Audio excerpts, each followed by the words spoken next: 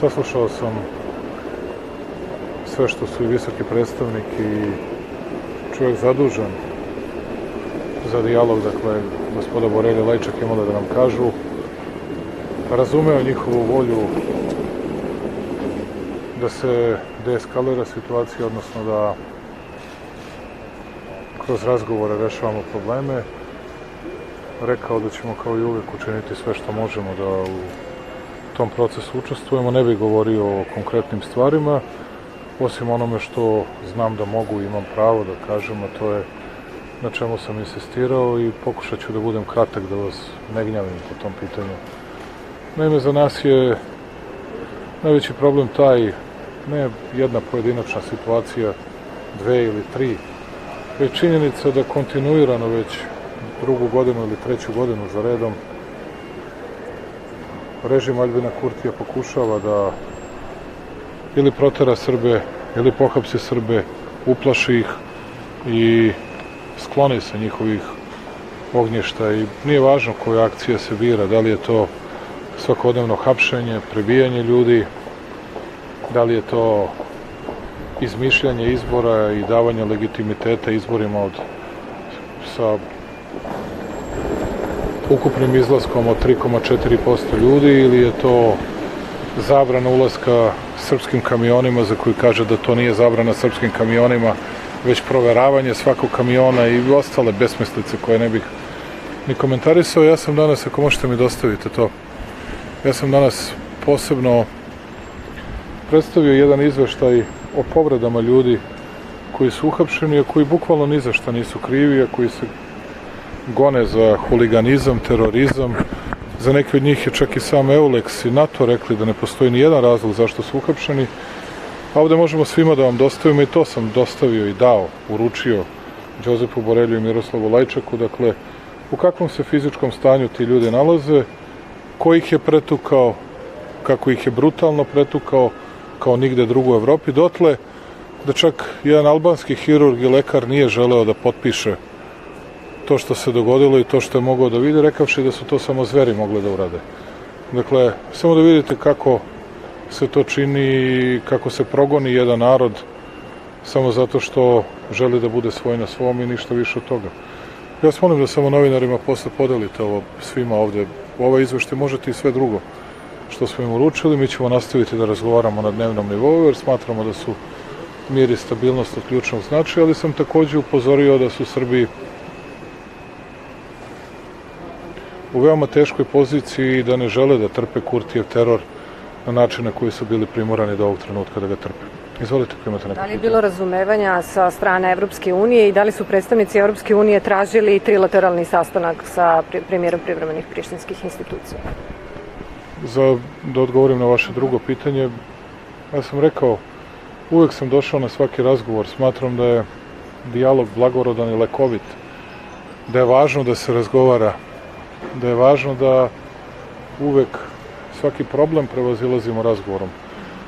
Ali u ovom trenutku ne samo da ne vidim ni jedan razlog za razgovor sa čovekom koji svakoga dana vrši provokacije i želi da izazove sukob, jer to je njegova fanatična ideologija zbog koja na svemu tome insistira, i mislio sam da bi to donalo samo dodatnu štetu, i to je bio razlog zašto to sam smatrao da je besmisleno i smatram da je besmisleno. Tako da sam uvek spreman da razgovaram sa evropskim predstavnicima, da učinimo sve što možemo, a ono što nema smisla, ostaće da nema smisla. Što se tiče razumevanja, mi Srbi moramo da shvatimo jednu stvar, i građani Srbije. Dakle, nije Kosovo palo s neba. Stvarano je dugo vremena. I ono je za najveći broj zemalja Evropske unije nezavisna država. To što nije za nas, mi moramo da razumemo, za najveći broj zemalja Evropske unije, ona jeste nezavisna država. Ona je njihovo čedo. Oni su ga stvorili, oni su ga čuvali dok je bilo u kolevci. Sad je to, tinejdžer je malo nestašan, malo je poblesavio, došao u lude godine, kako oni misle, a ne nešto opasnije, ali oni i dalje to svoje čedo čuvaju. Tako da mi moramo da znamo da je naša pozicija veoma teška. Sve što važi za Ukrajinu, za Srbiju ne važi, sve što važi za njih, za ni za kog drugog ne važi. ali to je pravo jačeg na koje moramo da se naviknemo. Što se tiče predstavnika njihovih ovde, ja nemam tu vrstu primedbi, jer ti ljudi se trude, rade svoj posao u nemogućim uslovima. Treba zadovoljiti države članice koje bi želele pre svega da za nešto okrive Srbiju. Ovi sad ljudi šta da urade, za šta da okrive Srbiju. Tako da naše je da uradimo naš posao i da pokušamo da budemo korektni, da čuvamo stabilnost. Možemo. Ne možemo šta da radite. To moguće ako se ne ispune zahtevi koje Beograd traži. To nisu zahtevi. Zašto stalno volite postavljate zahtevi, ultimatumi? Ono što mi tražimo je nešto što traže svi, samo normalan odnos, ništa više. Šta očekujete da će biti sledeći koraci u kontaktu sa evropskim posrednicima, a i na terenu? Ja brinem pre svega zbog onoga što se zbiva na terenu. To je svakoga dana šta će se dogoditi. Dakle, svakoga dana imate lov na Srbe, pa posle 5 dana kad puste ljude, onda kažu pogrešili smo, greška u identitetu. Pa onda kažu, pa ne znamo ni sami zašto ih držimo, jer niti vi znate, niti bilo ko drugi zna zašto je uhapšen Dušan Obrenović ili zašto je uhapšen Radoš Petrović. Ne zna ni Euleks. I Euleks kaže da ne postoji slučaj i da ne razumeju o čemu se radi. Šta ih briga, ti ljudi su već 25-26 dana u pritvoru. Na stranu što su prebijeni. Jedan od njih brutalno izubijan. Valjda im je smetalo to što je pravoslavne vere, a nije uvek bio pravoslavne vere, pa su ga dodatno tukli.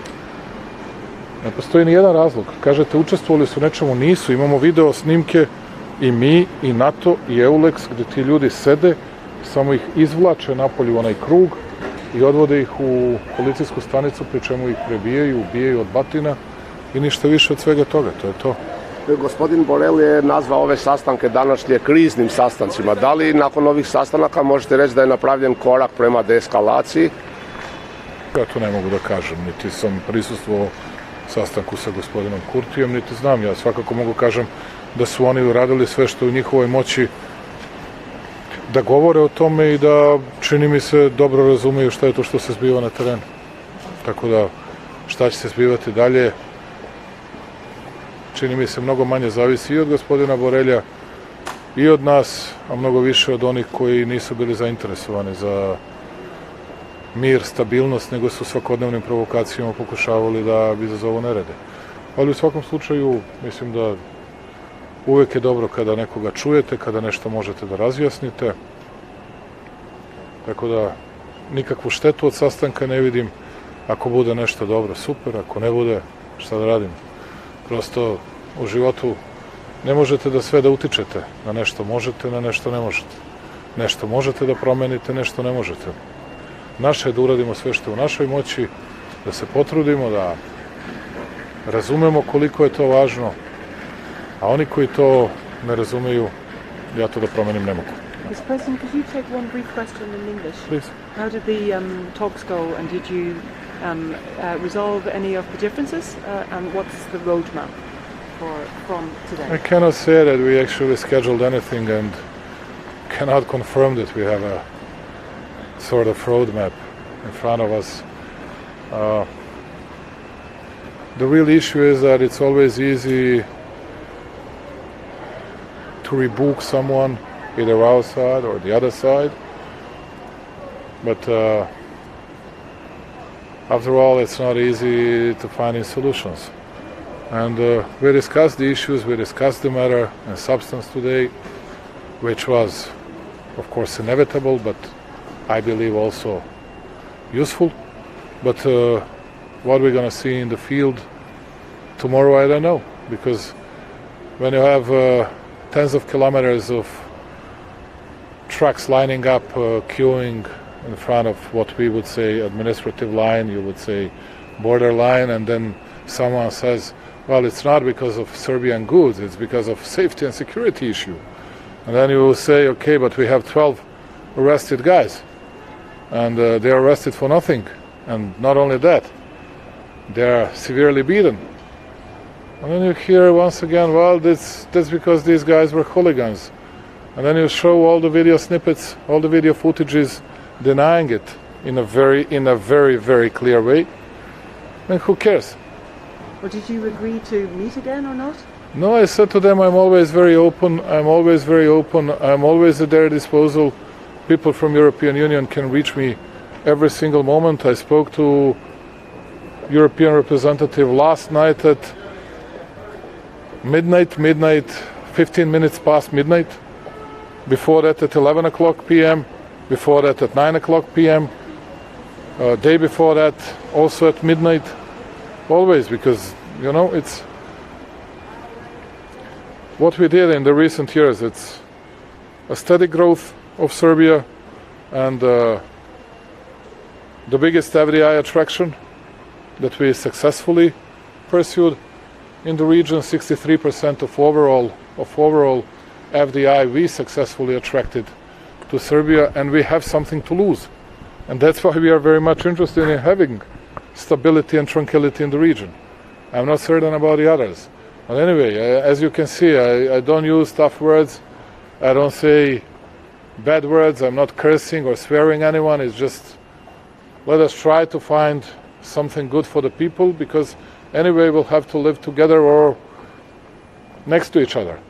But someone has to understand that there are people which are very dissatisfied, very discontent, that people that cannot stand anymore that kind of a terror, and the people want to live freely, and that's it.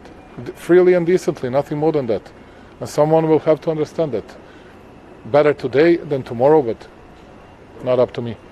Thank you. Da li neko sada u ovom trenutku ima ključ za rešenje te situacije trenutno na Kosovu? No, we went to... Okay. Ja, počeo sam pričam.